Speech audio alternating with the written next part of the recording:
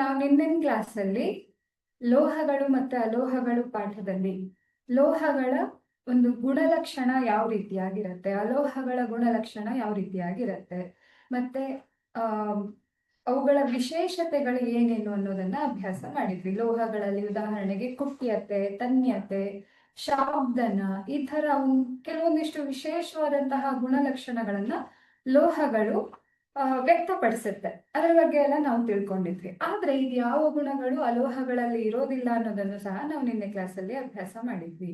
ಇದು ಭೌತ ಗುಣಗಳಾದ್ರೆ ರಾಸಾಯನಿಕ ಗುಣಲಕ್ಷಣಗಳು ಯಾವ ರೀತಿಯಾಗಿರುತ್ತೆ ಅನ್ನೋದನ್ನ ಅಭ್ಯಾಸ ಮಾಡೋದಕ್ಕೆ ನಾವು ಮೊದಲನೆಯ ಕ್ರಿಯೆ ಅಂತ ಅಂದ್ರೆ ಲೋಹಗಳು ಆಮ್ಲಜನಕದ ಜೊತೆಗೆ ವರ್ತಿಸಿದಾಗ ಯಾವ ರೀತಿಯಾದಂತಹ ಒಂದು ಪ್ರತಿಕ್ರಿಯೆಯನ್ನು ತೋರಿಸುತ್ತೆ ಅನ್ನೋದನ್ನು ನಿನ್ನೆ ಕ್ಲಾಸಲ್ಲಿ ಅಭ್ಯಾಸ ಮಾಡಿದ್ವಿ. ಇನ್ನೂ ಹೆಚ್ಚಿನ ಕ್ರಿಯೆಗಳನ್ನ ಲೋಹಗಳು ತೋರಿಸುತ್ತೆ, ಬೇರೆ ಬೇರೆ ವಸ್ತುಗಳ ಜೊತೆಗೆ ಬೇರೆ ರೀತಿಯ ಕ್ರಿಯೆಯನ್ನ ತೋರಿಸುತ್ತೆ. ಅದು ಯಾವ ರೀತಿಯಾಗಿರುತ್ತೆ, ಹಾಗೆ ಆ ಲೋಹಗಳನ್ನ ನಾವು ಹೇಗೆ ಪಡ್ಕೊಳ್ಬಹುದು, ಇದೆಲ್ಲದನ್ನು ನಾವು ಒಂದಾದ್ಮೇಲೆ ಒಂದು ಅಭ್ಯಾಸವನ್ನ ಮಾಡ್ತಾ ಹೋಗೋಣ. ಮೊದಲಿಗೆ ನಾವು ನಿನ್ನಿನ ಕ್ಲಾಸಲ್ಲಿ ಕಲ್ತಿದ್ದು ಲೋಹಗಳು ಆಮ್ಲಜನಕದ ಜೊತೆಗೆ ಯಾವ ರೀತಿಯಾಗಿ ವರ್ತಿಸುತ್ತೆ ಅನ್ನೋದನ್ನ ಅಲ್ವಾ. ಎಲ್ಲಾ ಲೋಹಗಳು ಸಾಮಾನ್ಯವಾಗಿ ಏನ್ ಮಾಡುತ್ತೆ, ಆಮ್ಲಜನಕದ ಜೊತೆಗೆ ವರ್ತಿಸಿ ಲೋಹದ ಆಕ್ಸೈಡ್ಗಳನ್ನ ರೂಪಿಸುತ್ತೆ. ಅದ್ ಹೇಗಿರುತ್ತೆ, ಈಗ Mg ಅಂತ ತಗೊಂಡ್ರೆ, ಮೆಗ್ನೀಷಿಯಂ Mg ಅಂತ ಅಂದ್ರೆ ಅದು ಆಮ್ಲಜನಕದ ಜೊತೆಗೆ ವರ್ತಿಸಿ O2 ನ ಜೊತೆಗೆ ವರ್ತಿಸಿ MgO ಮೆಟಲ್ ಆಕ್ಸೈಡ್, ಲೋಹದ ಆಕ್ಸೈಡ್ಗಳನ್ನ ಉಂಟು ಮಾಡುತ್ತೆ. ಇನ್ನು ಸೋಡಿಯಂ ಮತ್ತೆ ಪೊಟ್ಯಾಷಿಯಂ ನಂತಹ ಲೋಹಗಳು ಇವು ತುಂಬಾ ತೀವ್ರವಾಗಿ ಆಮ್ಲಜನಕದ ಜೊತೆಗೆ ಅಂದ್ರೆ ತುಂಬಾ ಫಾಸ್ಟ್ ಆಗಿ ಆಮ್ಲಜನಕದ ಜೊತೆಗೆ ವರ್ತಿಸಿ ಏನಾಗುತ್ತೆ, ಇಲ್ಲೂ ಸಹ ಲೋಹದ ಆಕ್ಸೈಡ್ಗಳನ್ನ ಉಂಟು ಮಾಡುತ್ತೆ. ಅದೇ ರೀತಿ ಅಲ್ಯೂಮಿನಿಯಂ ಆಕ್ಸೈಡ್ಗಳು ಅಥವಾ ತಾಮ್ರದ ಆಕ್ಸೈಡ್ಗಳು ಇದೆಲ್ಲ ಏನ್ ಮಾಡುತ್ತೆ ಅಂದ್ರೆ ತನ್ನ ಹೊರಮೈಯಲ್ಲಿ ಒಂದು ಪದರವನ್ನ ನಿರ್ಮಾಣ ಮಾಡ್ಕೊಳ್ಳುತ್ತೆ. ಆ ಪದರ ಲೋಹ ಅಂದ್ರೆ ಶುದ್ಧ ಲೋಹ ಆಕ್ಸಿಜನ್ ನ ಜೊತೆ ವರ್ತಿಸದಂತೆ ಒಂದು ರಕ್ಷಣಾ ಕವಚದ ರೀತಿಯಲ್ಲಿ ವರ್ತಿಸುತ್ತೆ. ಹಾಗಾದಾಗ ಶುದ್ಧ ಲೋಹ, ಒಳಗಡೆ ಇರುವಂತಹ ಶುದ್ಧ ಲೋಹ ಹಾಗೆ ಉಳ್ಕೊಳ್ಳುತ್ತೆ, ಹೊರಮೈ ಮಾತ್ರ ಏನಾಗುತ್ತೆ ಇದ್ರ ಜೊತೆಗೆ ವರ್ತಿಸಿ ಆಮ್ಲಜನಕದ ಜೊತೆಗೆ ವರ್ತಿಸಿ ಆಕ್ಸೈಡ್ ಅನ್ನ ಉಂಟು ಮಾಡಿರುತ್ತೆ. ಹಾಗಾಗಿ ಇವುಗಳಲ್ಲಿ ನಾವೇನಂತ ಅರ್ಥ ಮಾಡ್ಕೊಳ್ಬಹುದು, ಉಂಟಾಗುವಂತಹ ಪದರ ಒಂದು ರಕ್ಷಣಾ ಕವಚ ಅಥವಾ ರಕ್ಷಣಾತ್ಮಕ ಆಕ್ಸೈಡ್ ಪದರ ಅಂತ ನಾವು ಅರ್ಥ ಮಾಡ್ಕೊಳ್ಬಹುದು. ಇದು ಲೋಹ ಆಮ್ಲಜನಕದ ಜೊತೆಗೆ ವರ್ತಿಸಿದಾಗ ಕಂಡು ಬರುವಂತಹ ಒಂದು ಪ್ರಕ್ರಿಯೆ ಆಗಿದೆ. ಇನ್ನು ನಾವು ಮುಂದುವರೆದು ಅಲ್ಯೂಮಿನಿಯಂ ಆಕ್ಸೈಡ್ ಅನ್ನ ನೋಡಿದ್ವಿ ಅಲ್ವಾ. ಅಲ್ಲೂ ಸಹ ಅಲ್ಯೂಮಿನಿಯಂ ಆಕ್ಸೈಡ್ ಹೇಗೆ ಉಂಟಾಗ್ತಾ ಇದೆ, ಅಲ್ಯೂಮಿನಿಯಂ ಆಮ್ಲಜನಕದ ಜೊತೆಗೆ ವರ್ತಿಸಿದಾಗ ಅಲ್ಯೂಮಿನಿಯಂ ಆಕ್ಸೈಡ್ ಉಂಟಾಗ್ತಾ ಇದೆ ಅಲ್ವಾ. ಆದರೆ ಈ ಅಲ್ಯೂಮಿನಿಯಂ ಆಕ್ಸೈಡ್ ನ ವಿಶೇಷತೆ ಏನು ಅಂತ ಅಂದ್ರೆ, ಈ ಅಲ್ಯೂಮಿನಿಯಂ ಆಕ್ಸೈಡ್ ಉಭಯವರ್ತಿ ಆಕ್ಸೈಡ್ ಅಂತ ಕರಿತೀವಿ. ಯಾಕೆ ಉಭಯವರ್ತಿ ಅಂತ ಅಂದ್ರೆ ಇದು ಆಮ್ಲ ಮತ್ತೆ ಪ್ರತ್ಯಾಮ್ಲ ಎರಡರ ಜೊತೆಗೂ ವರ್ತಿಸುತ್ತೆ. ಎರಡರ ಜೊತೆಗೂ ವರ್ತಿಸೋದು ಯಾವ ರೀತಿಯಲ್ಲಿ ಅಂದ್ರೆ, ಆಮ್ಲದ ಜೊತೆಗೆ ವರ್ತಿಸುವಾಗ ಈಗ ನೀವು ಇಲ್ಲಿ ಉದಾಹರಣೆಯನ್ನ ನೋಡಬಹುದು. ನಾನೊಂದು ಅಲ್ಯೂಮಿನಿಯಂ ಆಕ್ಸೈಡ್ ನ ಕ್ರಿಯೆಯನ್ನ ಉದಾಹರಣೆಯಾಗಿ ತಗೊಂಡು ಇಲ್ಲಿ ವಿವರಣೆ ಕೊಡ್ತಾ ಹೋಗ್ತೀನಿ, ಗಮನಿಸ್ತಾ ಹೋಗಿ. ಇಲ್ಲಿ ನಾವು ತಗೊಂಡಿರೋದು HCl ಹೈಡ್ರೋಕ್ಲೋರಿಕ್ ಆಮ್ಲ. ಯಾವಾಗ ಅಲ್ಯೂಮಿನಿಯಂ ಆಕ್ಸೈಡ್ ಆಮ್ಲದ ಜೊತೆಗೆ ವರ್ತಿಸುತ್ತೋ ಇದು ಪ್ರತ್ಯಾಮ್ಲದ ರೀತಿಯಲ್ಲಿ ವರ್ತಿಸೋದಕ್ಕೆ ಸ್ಟಾರ್ಟ್ ಮಾಡುತ್ತೆ. ಅಲ್ಲಿ ಉಂಟಾಗೋದು ಲವಣ ಮತ್ತೆ ನೀರು. ನಾವು ಇದನ್ನ 2ನೇ ಅಧ್ಯಾಯದಲ್ಲಿ ಕಲ್ತಿದೀವಿ ಅಲ್ವಾ ಮಕ್ಳೇ. ಆಮ್ಲ ಮತ್ತೆ ಪ್ರತ್ಯಾಮ್ಲ ವರ್ತಿಸಿದಾಗ ಏನಾಗ್ತಾ ಇತ್ತು ಅನ್ನೋದನ್ನ ನಾವು 2ನೇ ಅಧ್ಯಾಯದಲ್ಲಿ ಕಲ್ತಿದೀವಿ. ಲವಣ ಮತ್ತೆ ನೀರನ್ನ ನಾವು ಉತ್ಪನ್ನವಾಗಿ ಪಡ್ಕೊಳ್ತೀವಿ. ಇಲ್ಲೂ ಸಹ ಅದೇ ರೀತಿಯ ಒಂದು ಪ್ರಕ್ರಿಯೆಯನ್ನ ನಾವು ನೋಡಬಹುದು. ಯಾವಾಗ ಅಲ್ಯೂಮಿನಿಯಂ ಆಕ್ಸೈಡ್ ಒಂದು ಆಮ್ಲದ ಜೊತೆಗೆ ವರ್ತಿಸತ್ತೋ ಇದು ಪ್ರತ್ಯಾಮ್ಲದ ರೀತಿ ಬಿಹೇವ್ ಮಾಡೋದಕ್ಕೆ ಸ್ಟಾರ್ಟ್ ಮಾಡ್ಬಿಡತ್ತೆ. ಹಾಗಾಗಿ ಅಲ್ಲಿ ಉಂಟಾಗೋದು ಲವಣ ಮತ್ತೆ ನೀರು. ಅದೇ ಅಲ್ಯೂಮಿನಿಯಂ ಆಕ್ಸೈಡ್ ಯಾವಾಗ ಪ್ರತ್ಯಾಮ್ಲದ ಜೊತೆಗೆ ವರ್ತಿಸತ್ತೋ, ಇಲ್ಲಿ NaOH ಅನ್ನೋದು ಸೋಡಿಯಂ ಹೈಡ್ರಾಕ್ಸೈಡ್ ಪ್ರತ್ಯಾಮ್ಲ. ಯಾವಾಗ ಇದು ಒಂದು ಪ್ರತ್ಯಾಮ್ಲದ ಜೊತೆಗೆ ವರ್ತಿಸತ್ತೋ ಆಗ ಅದು ತನ್ನನ್ನು ತಾನು ಆಮ್ಲ ಅಂತ ಭಾವಿಸುತ್ತೆ, ಆಮ್ಲದ ರೀತಿಯಲ್ಲಿ ವರ್ತನೆಯನ್ನ ತೋರಿಸುತ್ತೆ. ಅಂದ್ರೆ ತಗೊಂಡಿರುವಂತಹ ಒಂದು ಆಕ್ಸೈಡ್ ಅದರ ಜೊತೆಗೆ ಯಾವುದನ್ನ ಬೆರೆಸ್ತಾ ಇದ್ದೀವಿ ಅನ್ನೋದನ್ನ ನೋಡಿಕೊಂಡು ಆಮ್ಲದ ಥರನೂ ವರ್ತಿಸ್ತಾ ಇದೆ, ಪ್ರತ್ಯಾಮ್ಲದ ಥರನೂ ವರ್ತಿಸ್ತಾ ಇದೆ. ಅವುಗಳ ಜೊತೆ ವರ್ತಿಸಿ ಲವಣ ಮತ್ತೆ ನೀರನ್ನ ಉತ್ಪನ್ನವಾಗಿ ಕೊಡ್ತಾ ಇದೆ. ಹಾಗಾಗಿ ಎರಡು ರೀತಿಯ ಬಿಹೇವಿಯರ್ ಅನ್ನ ತೋರಿಸ್ತಾ ಇರೋದಕ್ಕೆ ಇದನ್ನ ಉಭಯವರ್ತಿ ಆಕ್ಸೈಡ್ ಅಂತ ಕರೀತಾರೆ. ಅಂದ್ರೆ ಆಮ್ಲದ ಜೊತೆಗೂ ವರ್ತಿಸಿ ಪ್ರತ್ಯಾಮ್ಲದ ಜೊತೆಗೂ ವರ್ತಿಸಿ ಲವಣ ಮತ್ತೆ ನೀರನ್ನ ಕೊಡುವಂತಹ ಆಕ್ಸೈಡ್ಗಳನ್ನ ನಾವು ಉಭಯವರ್ತಿ ಆಕ್ಸೈಡ್ಗಳು ಅಂತ ಕರಿತೀವಿ. ಅದಕ್ಕೆ ಒಂದು ಉದಾಹರಣೆ ಅಂತ ಅಂದ್ರೆ ಅಲ್ಯೂಮಿನಿಯಂ ಆಕ್ಸೈಡ್ ಆಗಿದೆ. ಸೊ ಇಲ್ಲಿ ನೀವು ಅದರ ಪ್ರಕ್ರಿಯೆಯನ್ನ ನೋಡಬಹುದು. ಆಮ್ಲದ ಜೊತೆಗೆ ಪ್ರತ್ಯಾಮ್ಲದ ಜೊತೆಗೆ ಎರಡರ ಜೊತೆಗೂ ಲವಣ ಮತ್ತೆ ನೀರನ್ನ ಉಂಟು ಮಾಡ್ತಿರುವಂತಹ ಪ್ರಕ್ರಿಯೆಯನ್ನ ನೋಡಬಹುದು. ಇಂತಹ ಆಕ್ಸೈಡ್ಗಳನ್ನ ನಾವೇನಂತ ಕರಿತೀವಿ ಮಕ್ಕಳೇ? ಉಭಯವರ್ತಿ ಆಕ್ಸೈಡ್ಗಳು ಅಂತ ಕರಿತೀವಿ. ಸೊ ಇದು ಲೋಹಗಳು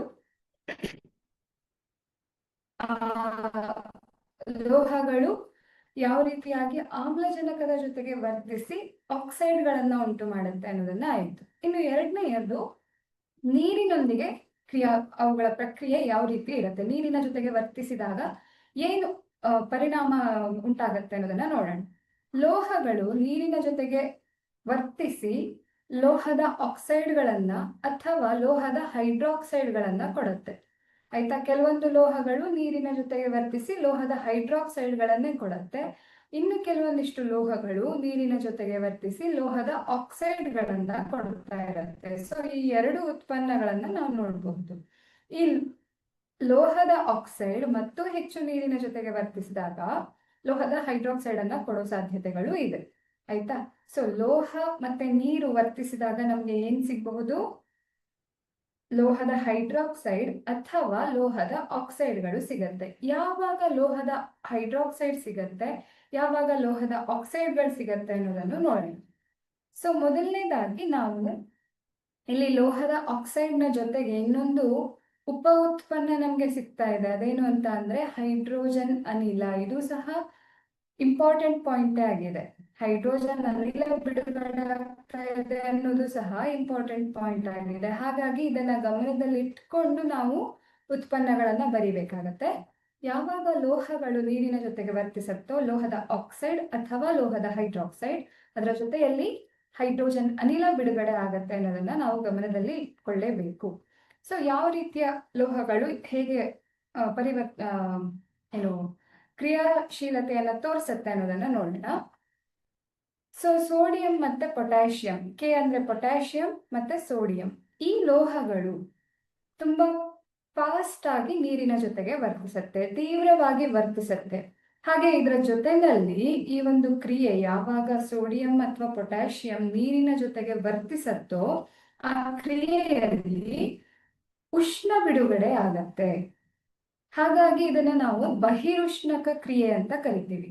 ಇದನ್ನು ಸಹ ನಾವು ಹಿಂದೆ ಅಧ್ಯಾಯದಲ್ಲಿ ಅಭ್ಯಾಸ ಮಾಡಿದ್ವಿ ಅಲ್ವಾ ಮಕ್ಕಳೇ? ಅಂತರುಷ್ಣಕ ಬಹಿರುಷ್ಣಕ ಅಂದ್ರೆ ಏನು ಅನ್ನೋದನ್ನ. ಸೊ ಯಾವುದಾದ್ರೂ ಕ್ರಿಯೆಯಲ್ಲಿ ವಾತಾವರಣಕ್ಕೆ ಶಾಖ ಬಿಡುಗಡೆ ಆಗ್ತಾ ಇದ್ರೆ ಅಂತಹ ಕ್ರಿಯೆಯನ್ನ ನಾವು ಬಹಿರುಷ್ಣಕ ಕ್ರಿಯೆ ಅಂತ ಕರಿತೀವಿ. ಸೊ ಇಲ್ಲಿ ಉಂಟಾಗ್ತಾ ಇರುವಂತಹದ್ದು ಅಂತಹದ್ದೇ ಒಂದು ಕ್ರಿಯೆ. ಯಾವಾಗ ಸೋಡಿಯಂ ಪೊಟ್ಯಾಷಿಯಂ ಈ ಲೋಹಗಳು ನೀರಿನ ಜೊತೆಗೆ ವರ್ತಿಸುತ್ತೋ ಅಲ್ಲಿ ಲೋಹದ ಹೈಡ್ರಾಕ್ಸೈಡ್ ಉಂಟಾಗ್ತಾ ಇರತ್ತೆ, ಅದರ ಜೊತೆಯಲ್ಲಿ ಹೈಡ್ರೋಜನ್ ಅನಿಲ ಬಿಡುಗಡೆ ಆಗ್ತಾ ಇರತ್ತೆ. ಹಾಗೆ ಈ ಒಂದು ಪ್ರಕ್ರಿಯೆಯಲ್ಲಿ ಶಾಖ ಬಿಡುಗಡೆ ಆಗ್ತಾ ಇದೆ ಅಥವಾ ಉಷ್ಣ ಬಿಡುಗಡೆ ಆಗ್ತಾ ಇದೆ. ಸೊ ಈ ಲೋಹಗಳ ತೀವ್ರತೆ ಎಷ್ಟು ಫಾಸ್ಟ್ ಆಗಿ ಲೋಹಗಳು ನೀರಿನ ಜೊತೆಗೆ ವರ್ತನೆಯನ್ನ ತೋರಿಸುತ್ತೆ ಅಂತ ಅಂದ್ರೆ ಬಿಡುಗಡೆಯಾದಂತಹ ಹೈಡ್ರೋಜನ್ ಅನಿಲ ಕೆಲವೊಂದು ಬಾರಿ ಆ ಉಷ್ಣದ ಒಂದು ಉಷ್ಣ ಬಿಡುಗಡೆ ಆಗತ್ತಲ್ವಾ, ಆ ಉಷ್ಣವನ್ನ ಅದು ಕ್ಯಾಚ್ ಮಾಡಿಕೊಂಡು ಬೆಂಕಿ ಹೊತ್ಕೊಳ್ಳುವಂತಹ ಚಾನ್ಸಸ್ ಸಹ ಇರುತ್ತೆ. ಅಷ್ಟು ಫಾಸ್ಟ್ ಆಗಿ ಈ ಕ್ರಿಯೆಗಳು ನಡೀತಾ ಇರತ್ತೆ. ಅದಕ್ಕೇನೆ ಸೋಡಿಯಂ ಮತ್ತೆ ಪೊಟ್ಯಾಷಿಯಂ ಲೋಹಗಳು ನಾನು ಹಿಂದೆ ಕ್ಲಾಸಲ್ಲೂ ಹೇಳ್ತಾ ಇದ್ದೆ, ಹೊರಗಡೆ ತೆಗೆದಿಟ್ಟ ತಕ್ಷಣ ಅದು ಆಮ್ಲಜನಕದ ಜೊತೆಗೆ ನಾವು ವರ್ತನೆಯನ್ನ ನೋಡುವಾಗ ಅದು ಎಷ್ಟು ತೀವ್ರವಾಗಿ ವರ್ತಿಸತ್ತೆ ಅನ್ನೋದನ್ನ ಹೇಳುವಾಗ ಹೇಳಿದ್ದೆ. ತೆಗೆದು ಹೊರಗಡೆ ಇಟ್ಟ ತಕ್ಷಣ ಅದೇನಾಗತ್ತೆ, ಬೆಂಕಿ ಹೊತ್ಕೊಳ್ಳೋ ಚಾನ್ಸಸ್ ಇರತ್ತೆ ಅಂತ. ಹೌದಾ? ವಾತಾವರಣದಲ್ಲೂ ತೇವಾಂಶ ಇರತ್ತೆ, ನೀರಿನ ಅಣುಗಳಿರತ್ತೆ ಅಲ್ವಾ, ಆ ತೇವಾಂಶದ ಜೊತೆಗೆ ವರ್ತಿಸಿನೇ ಅಷ್ಟಾಗ್ಬಿಡತ್ತೆ ಅದು. ಹಾಗಾಗಿ ತುಂಬಾ ಫಾಸ್ಟ್ ಆಗಿ ಕ್ರಿಯೆಯನ್ನ ನಡೆಸೋದಕ್ಕೆ ಇಲ್ಲೇನಾಗತ್ತೆ, ಬೆಂಕಿ ಹೊತ್ಕೊಳ್ಳುವಂತಹ, ಬೆಂಕಿ ಹಿಡಿಯೋದು ಈ ಲೋಹಕ್ಕೆ ಬೆಂಕಿ ಹಿಡಿಯಲ್ಲ, ಬಟ್ ಅಲ್ಲಿ ಬಿಡುಗಡೆಯಾಗುವಂತಹ ಹೈಡ್ರೋಜನ್ ಅನಿಲ ಬೆಂಕಿಯನ್ನ ಕ್ಯಾಚ್ ಮಾಡ್ಕೊಳ್ಳುತ್ತೆ. ಸೊ ಅಲ್ಲಿ ತಕ್ಷಣ ಬೆಂಕಿ ಹತ್ಕೊಳ್ಳೋ ಸಾಧ್ಯತೆಗಳು ತುಂಬಾ ಇರುತ್ತೆ. ನೆಕ್ಸ್ಟ್, ಹೆಚ್ಚಿನ ಲೋಹದ ಆಕ್ಸೈಡ್ಗಳು ನೀರಿನಲ್ಲಿ ಕರಗುವುದಿಲ್ಲ. ಅಂದ್ರೆ ಏನು ಲೋಹದ ಆಕ್ಸೈಡ್ ಉಂಟಾಗ್ತಾ ಇರತ್ತಲ್ವಾ, ಅದು ನೀರಿನಲ್ಲಿ ಕರಗೋದಿಲ್ಲ. ಆದರೆ ಈ ಸೋಡಿಯಂ ಮತ್ತೆ ಪೊಟ್ಯಾಷಿಯಂ ಆಕ್ಸೈಡ್ಗಳು ನೀರಿನಲ್ಲಿ ಕರಗಿ ಕ್ಷಾರಗಳನ್ನ ಉಂಟು ಮಾಡುತ್ತೆ. ಯಾವಾಗ ಈ ಲೋಹದ ಆಕ್ಸೈಡ್ಗಳನ್ನ ನಾವು ನೀರಿನ ಜೊತೆಗೆ ವರ್ತಿಸ್ತೀವೋ ಇವು ಕ್ಷಾರಗಳನ್ನ ಉಂಟು ಮಾಡ್ತಾ ಇರತ್ತೆ. ಕ್ಷಾರ ಅಂತ ಅಂದ್ರೆ ಏನು? ನಾವು ಇದನ್ನು 2ನೇ ಅಧ್ಯಾಯದಲ್ಲಿ ಅಭ್ಯಾಸ ಮಾಡಿದೀವಿ ಅಲ್ವಾ ಮಕ್ಕಳೇ. ಕ್ಷಾರ ಅಂತ ಅಂದ್ರೆ ಯಾವುದಾದ್ರೂ ಪ್ರತ್ಯಾಮ್ಲ ನೀರಿನಲ್ಲಿ ಕರಗಿದ್ರೆ ಅದನ್ನ ನಾವು ಕ್ಷಾರ ಅಂತ ಕರಿತೀವಿ, ಅಲ್ಕಲಿ ಅಂತ ಕರಿತೀವಿ. ನೆನ್ಪಾಗ್ತಾ ಇದೆಯಾ? ನೆನ್ಪಿಲ್ಲ ಅಂತ ಅಂದ್ರೆ ಪುಸ್ತಕ ಓದ್ಬೇಕು, ಓದೋದ್ ಸಾಕಾಗ್ತಾ ಇಲ್ಲ ಅಂತ ಅರ್ಥ. ಸೊ ಇಲ್ಲೇನಾಗತ್ತೆ, ಲೋಹದ ಆಕ್ಸೈಡ್ಗಳು ನೀರಿನ ಜೊತೆಗೆ ವರ್ತಿಸಿ ಕ್ಷಾರವನ್ನ ಉಂಟು ಮಾಡ್ತಾ ಇದೆ. ಯಾವ ಲೋಹಗಳು? ಸೋಡಿಯಂ ಅಥವಾ ಪೊಟ್ಯಾಷಿಯಂನಂತಹ ಲೋಹಗಳು ಹೆಚ್ಚು ಕ್ರಿಯಾಶೀಲ ಲೋಹಗಳು. ಯಾಕೆ ಇದನ್ನ ನಾನು ಹೆಚ್ಚು ಕ್ರಿಯಾಶೀಲ ಅಂತ ಇದ್ದೀನಿ ಅನ್ನೋದನ್ನು ಇವತ್ತಿನ ಕ್ಲಾಸಲ್ಲಿ ನಾವು ಕಲಿತೀವಿ. ಬಟ್ ಅರ್ಥ ಮಾಡ್ಕೊಳ್ಳಿ ಇವಾಗ ಸದ್ಯಕ್ಕೆ ಇಷ್ಟನ್ನ. ಸೋಡಿಯಂ ಮತ್ತೆ ಪೊಟ್ಯಾಷಿಯಂ ಲೋಹಗಳು ಹೆಚ್ಚು ಕ್ರಿಯಾಶೀಲ ಲೋಹಗಳಾಗಿದೆ, ಆಯ್ತಾ? ಸೊ ಇವು ಏನ್ ಮಾಡತ್ತೆ, ಕ್ಷಾರಗಳನ್ನ ಉಂಟು ಮಾಡುತ್ತೆ. ಇದು ಸೋಡಿಯಂ ಮತ್ತೆ ಪೊಟ್ಯಾಷಿಯಂನ ವರ್ತನೆ. ಆದ್ರೆ ಕ್ಯಾಲ್ಸಿಯಂ ತುಂಬಾ ನಿಧಾನವಾಗಿ ಪ್ರತಿಕ್ರಿಯೆಯನ್ನ ತೋರಿಸುತ್ತೆ. ಅಂದ್ರೆ ಇಲ್ಲೂ ಸಹ ಏನಾಗತ್ತೆ, ಲೋಹದ ಹೈಡ್ರಾಕ್ಸೈಡ್ ಉಂಟಾಗ್ತಾ ಇರುತ್ತೆ, ಕ್ಯಾಲ್ಸಿಯಂ ಹೈಡ್ರಾಕ್ಸೈಡ್ ಉಂಟಾಗ್ತಾ ಇರುತ್ತೆ. ಆದ್ರೆ ಕ್ಯಾಲ್ಸಿಯಂ ಸ್ವಲ್ಪ ಲೇಜಿ, ನಿಮ್ ಹಾಗೆ ಅಭ್ಯಾಸ ಮಾಡೋದಿಕ್ಕೆಲ್ಲ ಇಷ್ಟ ಇಲ್ಲ ಅದಕ್ಕೆ. ಅದೇ ತರ ಕ್ಯಾಲ್ಸಿಯಂ ಏನ್ ಮಾಡುತ್ತೆ, ಸ್ವಲ್ಪ ಲೇಜಿ ಇರೋದಕ್ಕೆ ಅದು ನಾನ್ ಬೇಗ ವರ್ತನೆ ಮಾಡೋದಿಲ್ಲ ಅಂತ ಹೇಳಿ ನಿಧಾನಕ್ಕೆ ಅದು ಲೋಹದ ಹೈಡ್ರಾಕ್ಸೈಡ್ ಅನ್ನ ಉಂಟು ಮಾಡ್ತಾ ಇರತ್ತೆ. ಇನ್ನು ಮೆಗ್ನೀಷಿಯಂ ಅಂತೂ ಅದು ನಾನು ನಿಮ್ಮ ಗುಂಪಿಗೆ ಸೇರಿದವನು, ನಾನು ಬೇರೆ ರೀತಿ ವರ್ತನೆ ಮಾಡ್ತೀನಿ ಅಂತ ಹೇಳಿ ಮೆಗ್ನೀಷಿಯಂ ತಣ್ಣೀರಿನ ಜೊತೆಗೆ ವರ್ತನೆಯನ್ನೇ ತೋರಿಸೋದಿಲ್ಲ, ಯಾವುದೇ ರೀತಿಯ ಕ್ರಿಯೆಯನ್ನ ತೋರಿಸೋದಿಲ್ಲ. ಆದ್ರೆ ಯಾವಾಗ ಅದಕ್ಕೆ ಸ್ವಲ್ಪ ಬಿಸಿ ಮುಟ್ಟಿಸ್ತೀವೋ, ಟೀಚರ್ ಏನ್ ಮಾಡ್ತಾರೆ, ನೀವು ಓದಿಲ್ಲ ಅಂತಂದ್ರೆ ಪೆಟ್ಟು ಬೀಳತ್ತೆ ಅಲ್ವಾ, ಅದೇ ರೀತಿ ಮೆಗ್ನೀಷಿಯಂಗೆ ನೀನ್ ರಿಯಾಕ್ಷನ್ ತೋರ್ಸಲ್ವಾ ಅಂತ ಅದನ್ನ ಸ್ವಲ್ಪ ಬಿಸಿ ಮುಟ್ಟಿಸಿದಾಗ, ಬಿಸಿ ಮಾಡಿದಾಗ, ಬಿಸಿ ನೀರಿನ ಜೊತೆಗೆ ಅದೇನ್ ಮಾಡತ್ತೆ, ಮೆಗ್ನೀಷಿಯಂ ಹೈಡ್ರಾಕ್ಸೈಡ್ ಅನ್ನ ಉಂಟು ಮಾಡ್ತಾ ಇರತ್ತೆ. ಸೊ ಮೆಗ್ನೀಷಿಯಂ ತಣ್ಣೀರಿನ ಜೊತೆಗೆ ವರ್ತನೆಯನ್ನ ತೋರಿಸೋದಿಲ್ಲ, ಅದು ಬಿಸಿ ನೀರಿನ ಜೊತೆಗೆ ಮಾತ್ರ ವರ್ತನೆಯನ್ನ ತೋರಿಸುತ್ತೆ. ಬಿಸಿ ನೀರಿನ ಜೊತೆಗೆ ವರ್ತಿಸಿ ಮೆಗ್ನೀಷಿಯಂ ಹೈಡ್ರಾಕ್ಸೈಡ್ ಉಂಟಾಗ್ತಾ ಇರತ್ತೆ.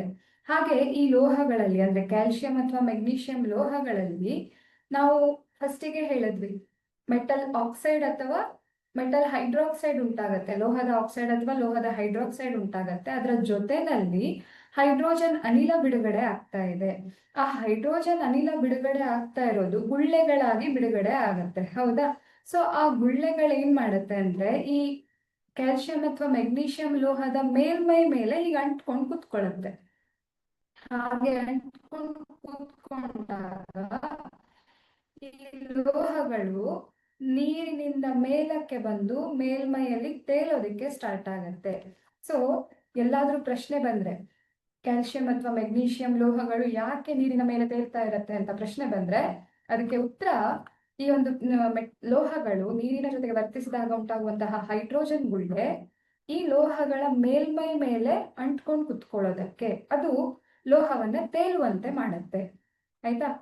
ಸೊ ಈ ಒಂದು ಕಾರಣದಿಂದಾಗಿ ಈ ಲೋಹಗಳೇನಾಗತ್ತೆ, ನೀರಿನ ಮೇಲ್ಮೈಯಲ್ಲಿ ತೇಲೋದಕ್ಕೆ ಪ್ರಾರಂಭ ಆಗುತ್ತೆ. ಇದು ಕ್ಯಾಲ್ಸಿಯಂ ಮೆಗ್ನೀಷಿಯಂನ ವರ್ತನೆ. ಆದ್ರೆ ಇನ್ನು ಅಲ್ಯೂಮಿನಿಯಂ ಅಥವಾ ಕಬ್ಬಿಣ, ಜಿಂಕ್ ಈ ತರಹದ ಲೋಹಗಳು ಇವು ತಣ್ಣೀರಿನ ಜೊತೆಗೂ ವರ್ತಿಸೋದಿಲ್ಲ, ಬಿಸಿ ನೀರಿನ ಜೊತೆಗೂ ವರ್ತಿಸೋದಿಲ್ಲ. ನಾವು ಇನ್ನೂ ಗುಂಪಿಗೆ ಸೇರಿದವರು, ನಾವು ಬೇರೆನೆ ನಮ್ದೊಂದು ಗುಂಪು ಅಂತ ಹೇಳಿ ಇವೇನ್ ಮಾಡತ್ತೆ, ಹಬೆಯ ಜೊತೆಗೆ, ಹಬೆ ಅಂದ್ರೆ ಗೊತ್ತಿದೆ ಅಲ್ವಾ, ನೀರನ್ನ ಕಾಯಿಸಿದಾಗ ಏನು ಸ್ಟೀಮ್ ಬರುತ್ತೆ, ಆ ಒಂದು ಹಬೆಯ ಜೊತೆಗೆ ಇದೇನ್ ಮಾಡತ್ತೆ, ಈ ಲೋಹಗಳು ವರ್ತನೆಯನ್ನ ತೋರಿಸುತ್ತೆ. ಇಲ್ಲಿ ಹಬೆಯ ಜೊತೆಗೆ ವರ್ತಿಸಿ ಲೋಹದ ಆಕ್ಸೈಡ್ಗಳನ್ನ, ಇವು ಹೈಡ್ರಾಕ್ಸೈಡ್ ಅನ್ನ ಉಂಟು ಮಾಡೋದಿಲ್ಲ, ಬದಲಿಗೆ ಇವು ಲೋಹದ ಆಕ್ಸೈಡ್ಗಳನ್ನ ಉಂಟು ಮಾಡ್ತಾ ಇರತ್ತೆ.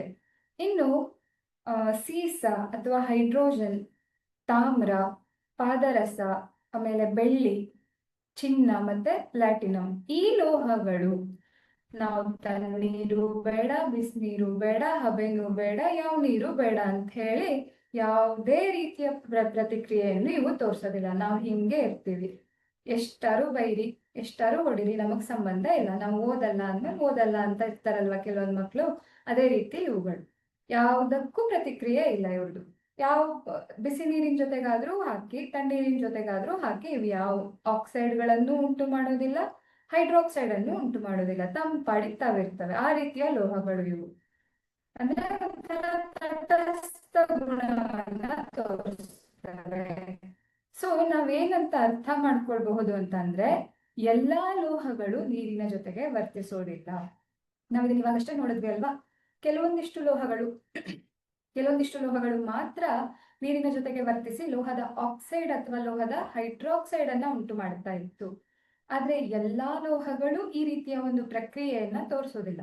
ಉದಾಹರಣೆಗೆ ಇವಾಗ ಇಲ್ಲಿ ಸೋಡಿಯಂ ಮತ್ತೆ ಪೊಟ್ಯಾಷಿಯಂ ಲೋಹಗಳು ತುಂಬಾನೇ ವೇಗವಾಗಿ ರಿಯಾಕ್ಷನ್ ಅನ್ನ ತೋರಿಸ್ತು.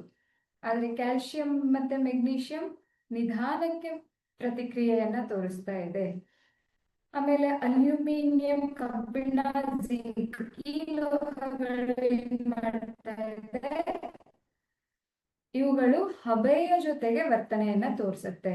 ಹಬೆಯ ಜೊತೆಗೆ ವರ್ತನೆಯನ್ನ ತೋರಿಸೋದ್ರ ಜೊತೆನಲ್ಲಿ ಇವು ಲೋಹದ ಆಕ್ಸೈಡ್ ಗಳನ್ನ ಉಂಟು ಮಾಡ್ತಾ ಇದೆ, ಹೈಡ್ರಾಕ್ಸೈಡ್ ಅನ್ನ ಅಲ್ಲ.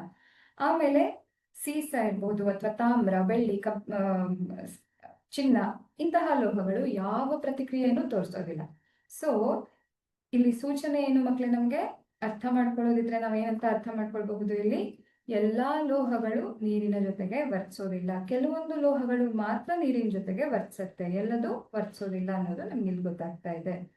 ಇನ್ನು ನಾವು ಸೋಡಿಯಂ ಮತ್ತೆ ಪೊಟ್ಯಾಷಿಯಂ ಅನ್ನ ನಾನು ಆಗ್ಲೇ ಹೇಳಿದೆ, ಪಟ್ಟಂತ ಬೆಂಕಿ ಹತ್ಕೊಳ್ಳುತ್ತೆ ಅಂತ ಹೇಳಿ.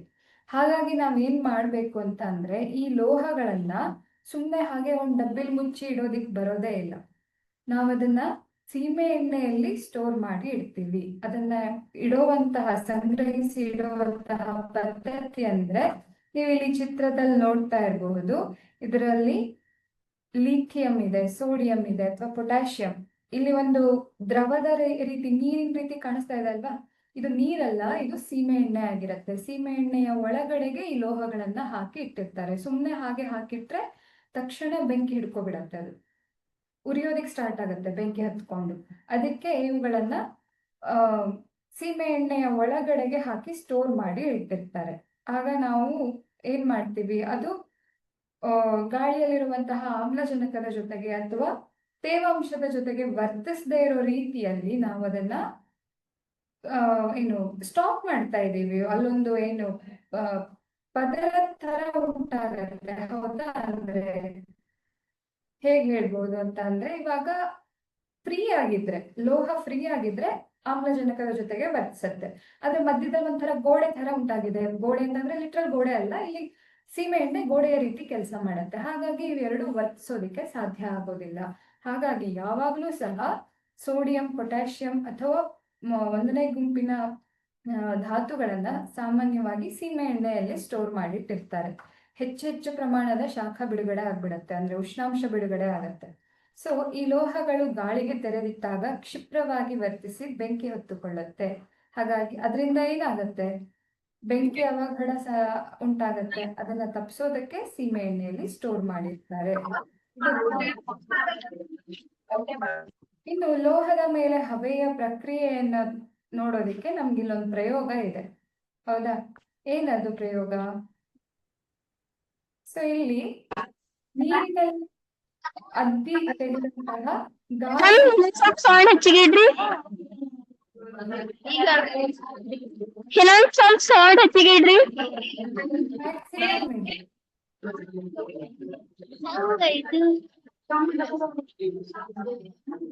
ನಿಮ್ಮ ಸೈಡಲ್ಲಿ ವಾಲ್ಯೂಮ್ ಜಾಸ್ತಿ ಮಾಡ್ಬೇಕಂದ್ರೆ ಮೇಡಮ್ ಸೌಂಡ್ ಹೆಚ್ಚಿಗೆ ಮಾಡ್ರಿ, ಬರ್ಲಾಗ್ಯದ್ರಿ. ನನ್ನ ಸೈಡ್ ಅಲ್ಲಿ ಮ್ಯಾಕ್ಸಿಮಮ್ ಇದೆ, ನೀವು ವಾಲ್ಯೂಮ್ ಅನ್ನ ಜಾಸ್ತಿ ಮಾಡಿ. ನಿಮ್ ಕಡೆ ವಾಲ್ಯೂಮ್ ಅನ್ನ ಜಾಸ್ತಿ ಮಾಡಿರಿ. ಹಲೋ ಹಲೋ ಹಲೋ ಮೇಡಮ್, ಸ್ವಲ್ಪ ವಾಯ್ಸ್ ಕ್ಲಿಯರ್ ಕೇಳಿಸ್ತಾ ಇಲ್ಲ ರೀ. ಒಂದ್ ನಿಮಿಷ ಇರಿ. ಹೇಳಿ ಮೇಡಮ್. ಒಂದ್ ನಿಮಿಷ ಚೆಕ್ ಮಾಡ್ತೀನಿ, ಒಂದ್ ನಿಮಿಷ ಇರಿ.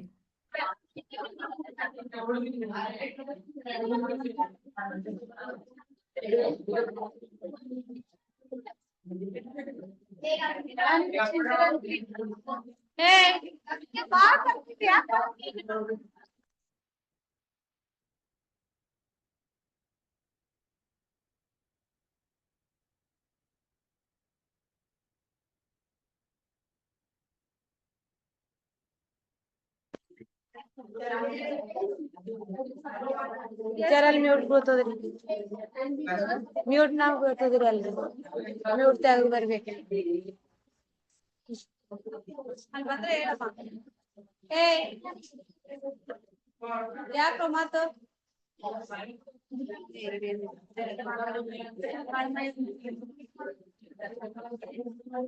ಮಾತಾಡ್ಬೇಡ್ರಪ್ಪ, ಮಾತಾಡ್ಬೇಡಿ ಅವ್ರು ಹೇಳ್ತಾರೆ. ವಾಯ್ಸ್ ಕ್ಲಿಯರ್ ಬರ್ತಾ ಇಲ್ಲ, ಅವ್ರು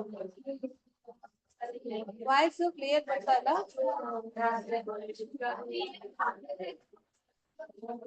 ಹಲೋ ಹೇಳಿದೀನಿ. Hello ma'am.